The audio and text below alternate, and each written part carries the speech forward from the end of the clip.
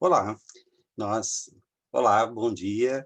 Nós estamos já chegando ao finalzinho dos nossos estudos de Levíticos, e hoje eu quero fazer, assim, uma visão panorâmica dos principais ensinamentos de Levíticos. Para a gente poder entender isso, nós vamos olhar a posição de Levíticos nos primeiros 5 livros da Bíblia, que são chamados os livros da lei, ou o Pentateuco, e depois nós vamos ver alguns temas que são extremamente importantes no livro de Levíticos e que são tratados no livro de Levíticos, ou através de versículos específicos, ou através de ensinamentos mais amplos, que são resumidos em outras partes, em outros textos da Bíblia.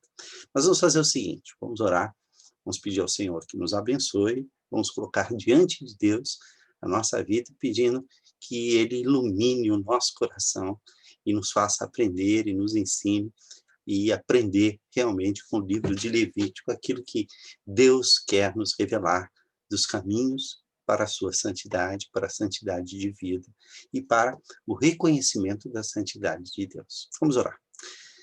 Querido Deus, eu quero te pedir que o Senhor nos abençoe, que a tua graça esteja sobre nós e de uma maneira muito especial, quero colocar diante de ti, ó Pai, esse nosso estudo. Te pedir que o Senhor nos dê a graça de compreendê-lo, de acordo com o que tua palavra nos ensina, Senhor. Te peço que o Senhor abençoe teu povo, aqueles que estão participando conosco e participando desse estudo.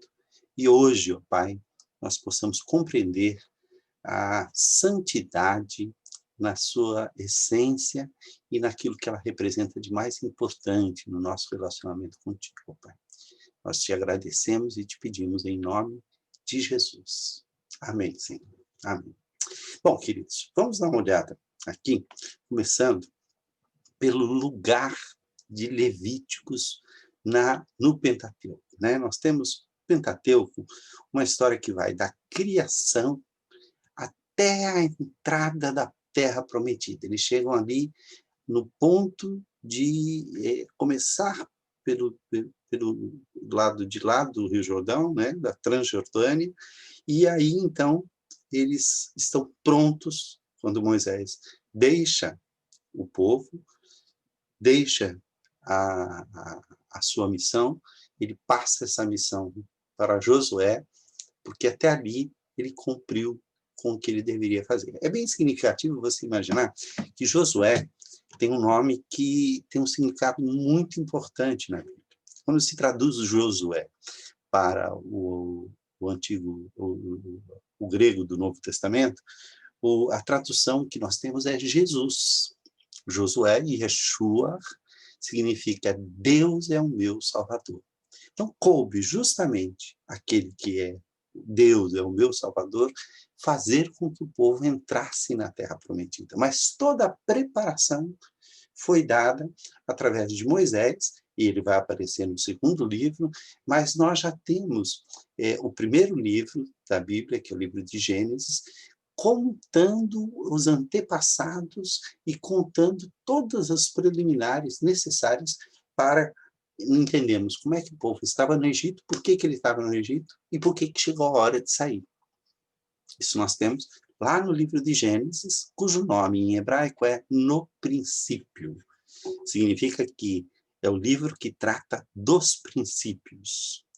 Aí nós temos aqui no livro de Êxodo, nós temos os 3 primeiros capítulos que falam do nascimento de Moisés, e aqui o nome em hebraico, lembrando que o nome dos livros, dos 5 primeiros livros da Bíblia no hebraico, eles são tirados das primeiras palavras, da primeira palavra, a primeira e a segunda palavra do livro. Então, Gênesis começa com Bereshit, que significa no princípio.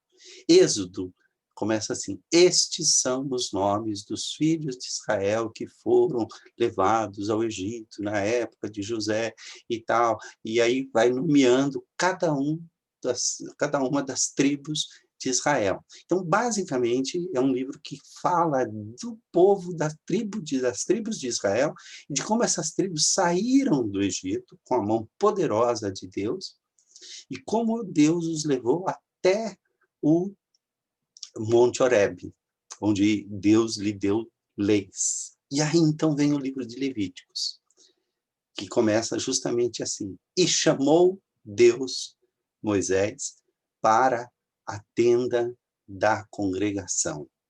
E começou a lhe dar instruções. Então, note, Gênesis é o livro dos princípios, conta sagas e histórias dos patriarcas e das coisas mais antigas, desde a criação do mundo até o capítulo 12, onde nós temos o chamado de Abraão.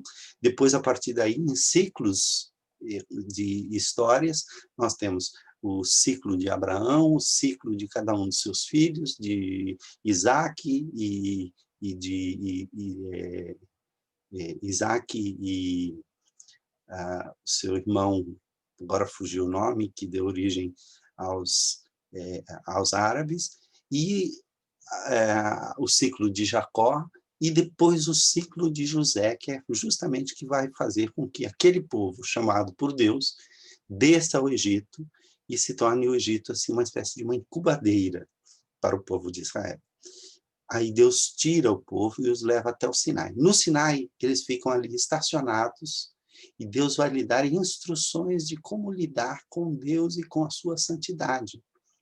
O tema principal de Levítico é justamente que Deus é santo, que o povo deve ser santo como seu Deus é santo, e de como essa santidade deve afetar a vida, como é que se consegue viver em santidade, sendo que nós somos pecadores. Depois, então, o povo começa a marchar novamente, e aí nós temos em Êxodo, do Egito até o Sinai, em Números, do Sinai até a Terra Prometida, e o nome de Números é justamente esse, Bemidbar, no deserto. No deserto. E Deuteronômio, por fim, Moisés dando as últimas instruções e preparando o povo para a Terra Prometida. Note, em Gênesis, o ser humano perde o paraíso. Em Deuteronômio, ele está sendo preparado para entrar naquilo que seria o símbolo, próprio símbolo do paraíso de Deus. Então, a gente tem um ciclo muito importante. E note, o que é que está no centro? Nós temos um livro que conta os princípios e um livro que reconta a lei. Nós temos um livro da caminhada do Egito até o Sinai e o outro livro, depois de Levíticos, que é o livro de Números, do Sinai até a entrada, até as Campinas de Moabe. E no centro, nós temos o livro de Levíticos. Essa disposição central do livro de Levíticos indica que a centralidade do Pentateuco está na santidade. Então, note como Deus preparou tudo isso para que as coisas acontecessem assim. Quais são, então, as grandes lições que nós aprendemos em Levítico? A primeira delas, não tem como fugir disso, é justamente essa. Nosso Deus é um Deus santo. A palavra santo é uma palavra que, tanto no Antigo Testamento quanto no Novo Testamento, significa separação. Significa afastamento. Santificar significa consagrar. Então, quando a Bíblia diz assim, santificai-me esses objetos, santificai-me este lugar fica sendo reservado apenas para Deus. Santidade significa separação de tudo aquilo que pode nos contaminar e do pecado, que é o maior agente de contaminação. É o pecado que produz a morte. Então, a morte contamina e tira a nossa santidade, porque ela é fruto do pecado. Deus é aquele que está totalmente ausente de toda a maldade que se insinuou na sua criação. Ele é totalmente transcendente, ele está para além. Mas ele é tão santo que ele se reveste da sua santidade e vem nos buscar, nos resgatar da nossa mistura com o pecado. Ele vai nos retirar e nos chamar para fora do pecado, para fora do Egito, para fora do deserto. Ele vai nos chamar para que nós também sejamos santificados. Olha o que diz o Salmo 99, 9, né? É o texto lá da Revista Atualizada, que diz assim: exaltai ao Senhor nosso Deus e prostrai-vos ante o seu santo monte, porque santo é o Senhor nosso Deus. E esse que deve ser o efeito da santidade de Deus. A santidade de Deus deve provocar em nós o temor do Senhor. Temor é medo, mas é reverência. É aquele medo respeitoso que nós temos. Então, quando o povo, por exemplo, viu Deus na sua glória, no Monte Sinai, eles disseram para Moisés, olha, Moisés, nós não queremos mais ver isso. Se nós vimos novamente esse tipo de manifestação de Deus, nós vamos morrer, porque a glória de Deus é muito para nós. Quando Isaías vai para o templo chorar a morte do rei Uzias, né? Ele diz assim, no ano da morte do rei Uzias, eu vi o Senhor assentado sobre um alto e sublime trono. Quem é que pode alcançar? Ao seu redor havia querubins. Lembra que o querubim foi justamente aquele anjo que foi colocado para impedir que o homem pecador entrasse de novo no paraíso e tornasse a sua situação de afastamento definitivo. Se Adão e Eva tivessem entrado novamente no paraíso e comido da árvore da vida, aquela situação de separação de Deus se tornaria eterna, porque eles entrariam na eternidade. Então Deus, para impedir isso, colocou um querubim para resguardar a santidade daquele lugar. Somente depois de purificados é que Adão e Eva poderiam entrar naquele santo lugar. E o santo lugar, esse santo lugar da presença de Deus, tem que ser reservado apenas para Deus, até que Deus nos abra um caminho pelo qual nós possamos chegar até Ele. Na verdade, nós vamos chegar até Ele quando Ele vier até nós e criar uma ponte para o nosso coração. Então, quando Isaías viu aquela imagem de Deus sentado no alto e sublime trono e viu os querubins voando ao seu redor e cantando, Santo, Santo, Santo é o Senhor dos exércitos.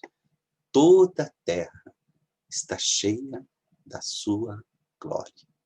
Essa ideia da santidade como a separação entre Deus e os homens é uma ideia que tem que ser levada em conta. Só que Deus, ele, por causa da sua santidade, ele não se aproxima de nós porque a sua presença nos destruiria.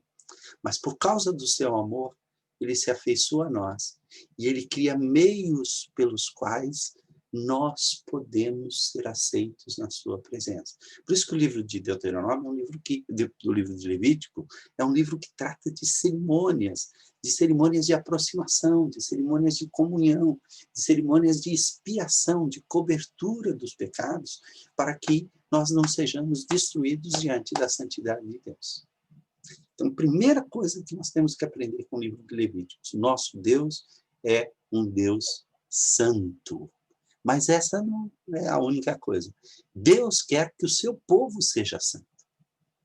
Deus separou para si um povo que ele fez subir da terra do Egito. Olha só, eu sou o Senhor, que vos faço subir da terra do Egito, para que eu seja vosso Deus. Portanto, vós sereis santos, porque eu sou santo. Vamos nos lembrar lá no livro de Gênesis, a Bíblia nos diz que Deus nos criou a sua imagem e semelhança.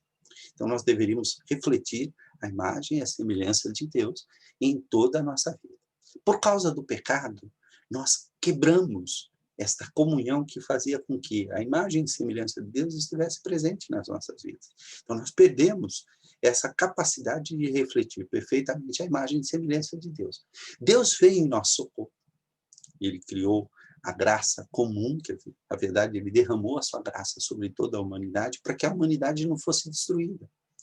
E com isso, Deus agora está buscando um caminho de nós podermos refletir perfeitamente a imagem de Deus. Qual é esse caminho? É o caminho de Deus mesmo se fazer homem. Porque ao Deus se fazendo homem, um ser humano vai representar perfeitamente Deus. Esse ser humano é Jesus Cristo. E até lá, Até lá nós vivemos na sombra desta promessa. Então, quando Moisés olhou lá no monte, ele viu, na verdade, a salvação estabelecida por Jesus Cristo. E isso foi traduzido através do tabernáculo, que é a presença de Deus entre os homens, da santificação através dos sacrifícios e das ofertas, que eram temporários. Embora ineficazes para a santificação completa, eles iam criando uma consciência de pertencimento a Deus. Eu sou o Senhor, que vos faço subir da terra do Egito, para que eu seja vosso Deus. Portanto, vós sereis santos, separados, diferentes, porque eu estou completamente longe de todo pecado que está presente no mundo, neste mundo tenebroso, nesse mundo que está para ser destruído. Há uma hora em que Deus vai retirar essa graça comum e vai, junto com a graça comum, e vai retirar aqueles que foram escolhidos por ele, que fizeram parte do pacto, da aliança com ele, e então a ira de Deus virá sobre toda a maldade, sobre tudo que de errado existe. E somente serão salvos aqueles que se separaram para Deus, aqueles que foram chamados por Deus e aceitaram o seu chamado. E aí, terceiro ponto. A santidade tem a ver com o altar. O que é o altar no Antigo Testamento? O altar no Antigo Testamento era um lugar onde se ofereciam sacrifícios, onde os sacrifícios eram oferecidos a Deus. Cada coisa, cada tipo de pecado, cada regulamento, isso Levítico é muito minucioso a respeito disso, tinha a sua finalidade. Nós já estudamos isso e dentro dos estudos sobre a lei de Deus, você vai perceber que existe essa ideia do que é o pecado, o que é o sacrifício pelo pecado, que tipo de sacrifício, que tipo de ofertas Deus aceita, tudo. Mas todas elas são consagradas. Olha, consagrar é uma palavra que é tornar santo, que é separar no altar. O altar é o lugar onde a presença de Deus e onde se faz a manutenção da nossa presença diante do Senhor. Por isso nós precisamos comparecer perante o altar, depois nós vamos descobrir que existe um outro elemento junto ao altar, para que, através do altar de Deus, a nossa santidade seja estabelecida e nós sejamos curados do nosso pecado. Quando Jesus Cristo morre, ele vai abolir os altares humanos. Nós não precisamos mais de altar. Por quê? Porque nós já estamos com ele no altar. Quando ele foi crucificado, é como se ele estivesse sendo oferecido sobre o altar para Deus, e com este sacrifício ele eliminou a necessidade de altares presenciais. Por quê? Porque estar junto a Deus é sempre estar junto do altar. Jesus Cristo abriu um caminho para o altar. E por isso nós podemos passar por essa ponte que Jesus construiu. Por isso ele é o supremo pontífice, ele é o supremo construtor de pontes. Ele construiu esse caminho que não pode ser quebrado, que não pode ser destruído, e nós temos liberdade para entrar no lugar santíssimo. Quem tenta chegar diante de Deus sem que a provisão venha do próprio Deus, vai ser destruído. Porque quem traz fogo estranho perante o altar, não vai haver comunhão daquele sacrifício com a santidade de Deus. Olha o que aconteceu com Nabade e Abiú, que eram filhos de Arão. Tomaram cada um seu incensário, logo depois que Deus, houve uma série de sacrifícios, uma série de cerimônias, Deus foi fazendo, e no final, o próprio Deus providenciou fogo para o altar, e o povo ficou maravilhado e viu o fogo descendo do céu, e esse fogo consumiu os sacrifícios, e o povo se sentiu recebido e aceito por Deus, porque eles não foram destruídos. Aí Nabade e Abiú quiseram repetir isso, só que eles não seguiram a disciplina, o que estava escrito, eles não fizeram conforme deveria ser feito, eles trouxeram fogo que não era para ter sido usado. Olha só, tomaram cada um seu incensário e puseram neles fogo, e sobre este incenso, e trouxeram fogo estranho perante a face do Senhor, o que não lhes ordenara. Então, note, a santidade começa em nós nos achegarmos a Deus pelo caminho que Ele mesmo abriu para a gente. Não tenta fazer o seu próprio caminho. Você não vai chegar a Deus. Ninguém chega a Deus. E Jesus disse, eu sou o caminho, a verdade e a vida. Ninguém vem ao Pai a não ser por mim. Não é porque nós somos bons, não é porque nossas obras são boas, não é porque nós estamos encarnando ou reencarnando até se purificar. Nada disso nos leva à presença de Deus. O que nos leva à presença de Deus é o sacrifício que Ele mesmo fez, entregando o seu Filho por nós. Note, você achar que você pode ter um caminho melhor do que esse? É uma ofensa. É uma ofensa para Deus. Pensa nisso. Então, saiu fogo de diante do Senhor e os consumiu. E morreram perante o Senhor. E falou Moisés a Arão, isto é o que o Senhor disse, mostrarei a minha santidade naqueles que se cheguem a mim, e serei glorificado diante de todo o povo. Porém, Arão se calou, porque ele sabia, meus filhos erraram. E os filhos foram mortos. Os 2 filhos, que eram para ser sacerdotes, não seguiram as especificações de Deus, quiseram fazer do seu próprio jeito, e por causa disso foram destruídos pela própria santidade de Deus. E aí é que entra justamente isso. A santidade, irmãos, envolve obediência e disciplina. Agora, pois, se diligentemente ouvirdes a minha voz e guardardes a minha aliança, então sereis a minha propriedade peculiar dentre todos os povos, propriedade exclusiva de Deus. Porque toda a terra é minha. Vós me sereis reino de sacerdotes e nação santa, separada. São estas as palavras que falarás aos filhos de Israel. Então, note, Deus está dizendo aos filhos de Israel, está nos dizendo também, que Ele é santo. Ele quer que nós sejamos santos. Por isso, Ele nos convida a nos achegarmos ao altar. E note, é diferente do Antigo Testamento, onde no altar havia um mediador, que era o sacerdote. Nós já temos um mediador e um caminho aberto, então nós somos convidados a andar com Deus. De que maneira? Refletindo aquilo que Deus é, a santidade de Deus expressa na lei, expressa especialmente nos 10 mandamentos, mas expressa também em todas as 613 ordenanças que são resumidas em 2 mandamentos. Amarás, pois, o Senhor teu Deus de todo o teu coração, de toda a tua alma e de todo o teu entendimento, e amarás o teu próximo como a ti mesmo.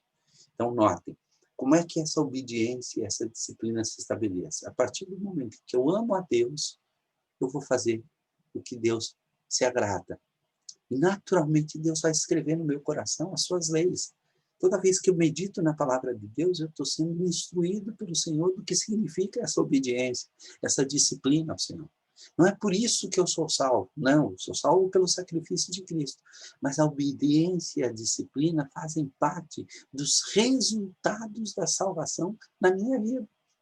Então, se nós diligentemente ouvirmos a voz de Deus, que está na sua palavra, e guardarmos a aliança, o compromisso que nós temos com Ele e Ele conosco, então nós seremos uma propriedade peculiar de Deus. Ninguém pode nos tocar, nós somos de Deus.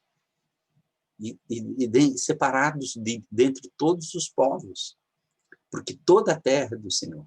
E nós seremos um reino de sacerdotes, de uma nação santificada, separada. E são essas as palavras que nós, como povo de Deus, precisamos ouvir e precisamos compreender. Então, Deus é santo, Ele quer que nós sejamos santos. Esta santidade começa no altar, que é o lugar onde Deus faz o sacrifício e onde Ele aceita o sacrifício que Ele mesmo fez. Deus é quem providencia tanto o sacrifício quanto a expiação, mas envolve também como resultado disso uma disciplina e uma obediência à palavra de Deus. A santidade não é algo que nós possamos conseguir por nós mesmos. A santidade que é genuína vem de Deus. Note, à medida em que eu me aproximo de Deus, Deus me santifica. A santificação é um processo na vida do cristão que é perpetuada nos encontros com Deus. Depois Arão levantou as mãos para o povo e o abençoou. E desceu, havendo feito a oferta pelo pecado e o holocausto e a oferta pacífica. Então entraram Moisés e Arão na tenda da congregação e, saindo, abençoaram o povo, e a glória do Senhor apareceu a todo o povo. E eis que, saindo fogo de diante do Senhor, consumiu o holocausto e a gordura sobre o altar, mas não consumiu as pessoas. O que, vendo o povo, jubilou-se e prostrou-se sobre o rosto. Note, esse comparecer perante o Senhor diariamente com o nosso coração que vai transformando a nossa vida. É a nossa confissão, o nosso reconhecimento dos nossos pecados que nos faz aptos a receber o perdão de Deus. Então, esse perdão de Deus é algo que só Deus pode nos dar. E é isso que nos santifica. É isso que nos separa. Nós não temos que nos separar das pessoas porque eu sou melhor do que os outros, porque eu não quero me contaminar com ninguém. Não, nós temos que andar como Jesus, andar entre os pecadores. Jesus disse, não vos peço que os tires do mundo, mas guardai-vos do mal. Notem, Deus quer que nós vivamos neste mundo refletindo a sua santidade. E quando essa santidade é genuína, é porque ela veio de Deus. Ela não é feita de atos exteriores, de fingimento, de rosto desfigurado, como os fariseus faziam, de ficar desgrenhando os cabelos e se colocando diante de Deus, tentando mostrar uma santidade que, na verdade, não está dentro do coração. A verdadeira santidade, ela é colocada por Deus na nossa vida, à medida em que nós caminhamos com Ele, à medida em que nós andamos com Ele. E aí, notem bem, a santidade precisa de um mediador. No Antigo Testamento era o sacerdote. No Novo Testamento nós temos um sacerdote que é superior ao sacerdote levita, nós já estudamos isso, e este sacerdote vai viver na presença de Deus e vai entregar a sua própria vida por nós. Ele, ao mesmo tempo, é o sacerdote e ele é o sacrifício. Então, para que nós possamos nos aproximar de Deus, nós precisamos sempre de um mediador. Esse mediador sempre foi Jesus Cristo, desde o Antigo Testamento, mas ele não havia sido revelado ainda. Então Deus permitiu que houvesse modelos, tipos daquela perfeita mediação que seria feita com a presença do próprio Deus entre nós. Olha o que diz aqui sobre o sacerdote. Quem for ungido, a palavra ungido em hebraico é Messiá, que significa Cristo. Quem for ungido e consagrado, separado, para oficiar como sacerdote no lugar de seu pai, fará a expiação. Isso fala da sucessão entre os sacerdotes. Havendo posto as vestes de linho, as vestes santas, fará a expiação pelo santuário, pela tenda da congregação, pelo altar, e também o fará pelos sacerdotes e por todo o povo da congregação. Então, preste atenção nisso. O que é fazer expiação? É oferecer a Deus um sacrifício cujo sangue vai ser colocado no propiciatório e que vai simbolicamente cobrir os nossos pecados. Então, quando Deus olhar para os nossos pecados, o que ele vai ver é o sangue. Em princípio, de um cordeiro sem defeito, inocente, e ele vai, por causa do sacrifício de Cristo, que vai ser consumado na plenitude dos tempos, ele vai perdoar no Antigo Testamento. No Novo Testamento, nós já temos. Nós não precisamos mais oferecer sacrifícios. O sacrifício perfeito já foi feito pelo próprio Deus. O próprio Deus ofereceu. Lembra daquela história em que Abraão é chamado por Deus para entregar em sacrifício o seu próprio filho? Na última hora, Deus diz, não faça mal ao menino. E ele mesmo manda um cordeiro para substituir o menino. A ideia da expiação é essa substituição. Deus fez cair sobre Jesus Cristo todo o nosso pecado e a condenação que pesava sobre nós. Então, olha só. Isto vos terá por estatuto perpétuo, para fazer expiação uma vez por ano era feito isso pelos filhos de Israel, por causa dos seus pecados. E fez Arão como o Senhor ordenara a Moisés. Isso, com o sacrifício de Cristo, não é mais necessário. Por quê? Os sacrifícios humanos eram temporários e passavam. Eles precisavam ser renovados. Serviam também para ensinar o povo a compreender a seriedade do pecado. Quando Jesus morreu por nós, ele cessou com tudo isso. O que ele fez? Ao invés disso, ao invés do sacrifício do cordeiro, ele nos deu pão, que nós comemos diariamente.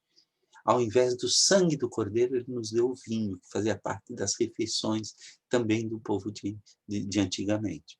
O que isso significa? Significa que diariamente, diante de Deus, quando nós nos assentamos com Ele, quando nós temos comunhão com Ele, quando nós nos alimentamos da sua presença, nós estamos sendo santificados por essa mediação que o sumo sacerdote, o sacerdote que Deus nos deu, que é Jesus Cristo, está fazendo por nós continuamente. Quer dizer, na verdade, já fez de uma vez por todas.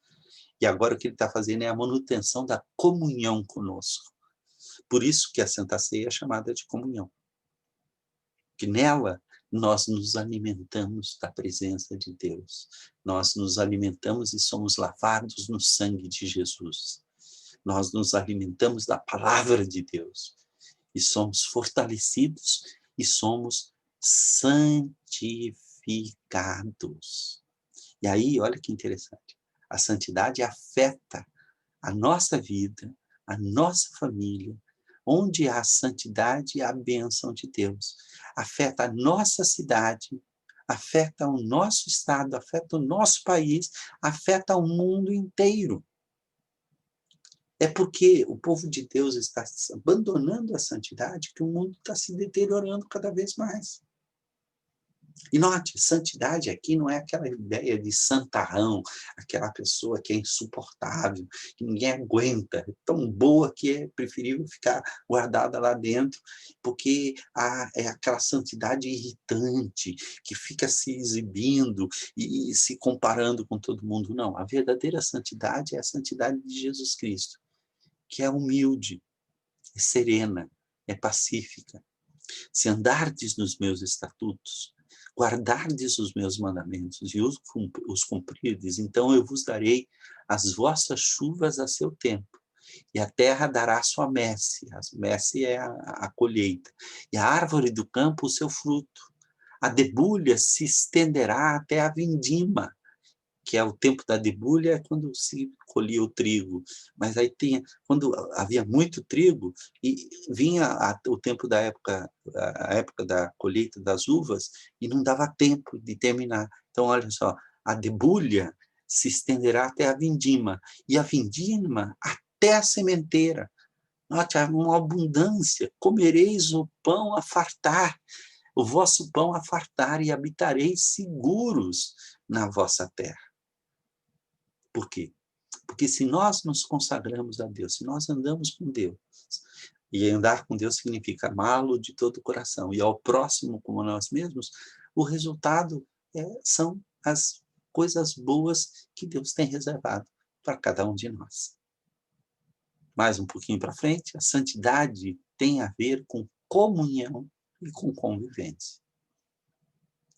Não te vingarás, nem guardará iras contra os filhos do teu povo, ira contra os filhos do teu povo, mas amará o teu próximo como a ti mesmo. Eu sou o Senhor.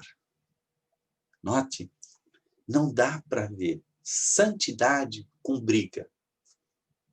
Não dá para ver santidade, separação para Deus, com segregação das pessoas. Santidade não é segregação.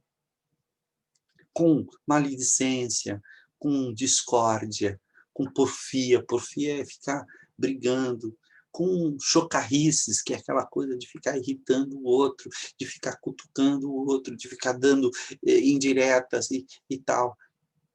Não deve haver violência entre as pessoas, nem de palavras, nem de atos, nem no pensamento. Se no teu pensamento você odiar alguém, a Bíblia diz que você está quebrando o 6º mandamento, não matarás.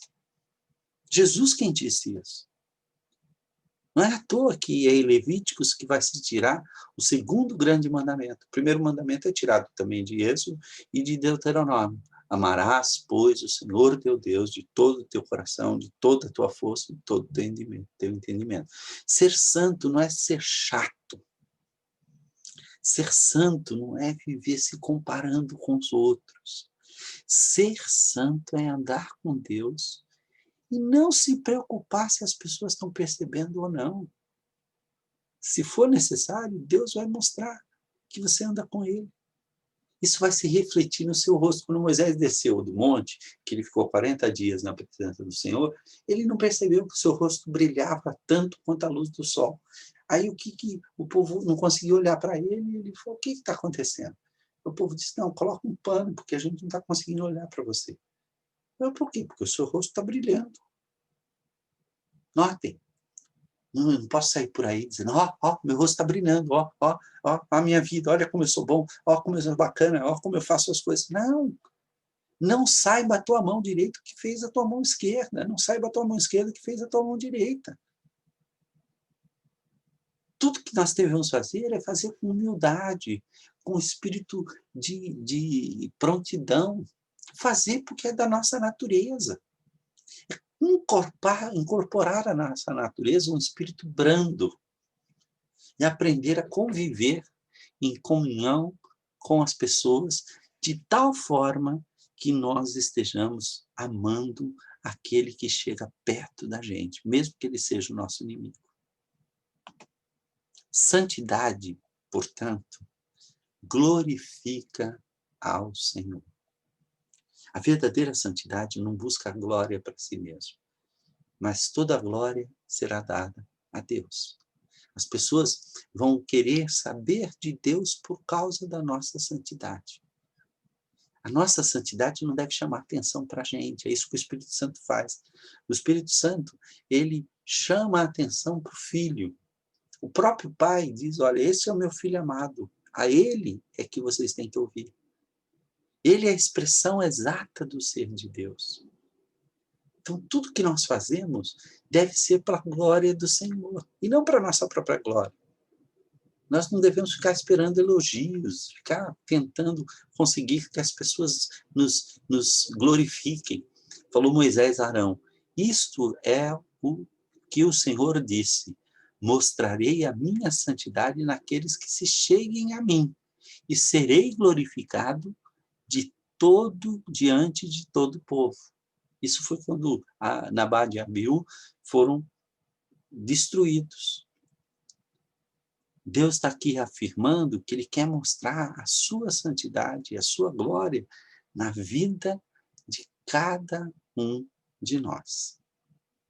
E por último, a santidade significa viver para agradar a Deus andando com Ele. Agora, pois, ó Israel, o que é que o Senhor requer de ti? Não é que temas o Senhor teu Deus e andes em todos os teus caminhos e o ames e sirvas ao Senhor teu Deus de todo o teu coração, de toda a tua alma, para guardares os mandamentos do Senhor e os seus estatutos que hoje te ordeno para o teu bem? Note, Deus não quer que nós andemos com Ele só para capricho, não. Ele quer o nosso bem. O amor que nós temos para com Deus é reflexo do amor que Deus tem para conosco. Nós o amamos porque Ele nos amou primeiro.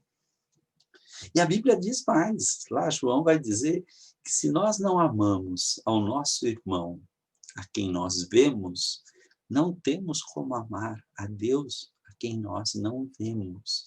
Nós amamos a Deus na pessoa das pessoas que estão próximas de nós. É perdoando, é andando com eles, é caminhando, é vivendo na presença de Deus, que a santidade de Levítico, aquilo que é central na Torá, no Pentateuco, nos livros da lei, está lá no centro, no meio, sede santos, porque eu sou santo. Isso é repetido pelo menos umas 6 vezes no livro de Levíticos. E é repetido em vários outros lugares da Bíblia, citando o livro de Levíticos.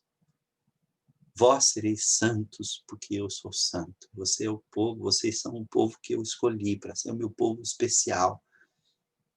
E isso vos distinguirá dos demais povos. Vocês estão consagrados a mim.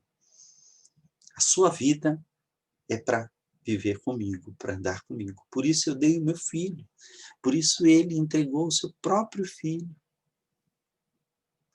E por isso nós podemos compartilhar da santidade de Deus sem nos tornarmos sem vanglória, sem soberba, sem achar que a gente é melhor do que uma outra pessoa. Pelo contrário, nós mesmos conhecemos os nossos pecados. E é um grande erro, é uma pena. Pessoas que não conseguem se achar pecadoras, pessoas que não reconhecem os seus pecados, pessoas que acham que outros são sempre piores do que ela, dificilmente vão alcançar a santidade. Para que haja santidade, é preciso que haja arrependimento. E o arrependimento é o fruto daquele que reconhece os seus erros e os seus pecados. Então, é isso. Deus pode nos dar a santidade. Ele quer nos dar a santidade. E Ele quer que nós sejamos santos. Basicamente, esse é um resumo do livro de Levíticos.